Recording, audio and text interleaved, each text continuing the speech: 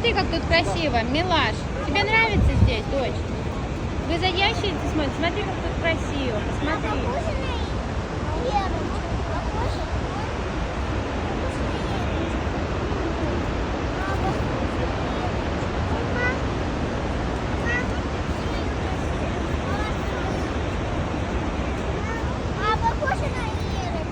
Похоже, нельзя пальчиком показывать. Похоже.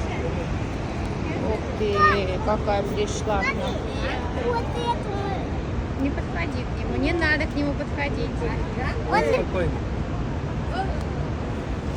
Да есть просто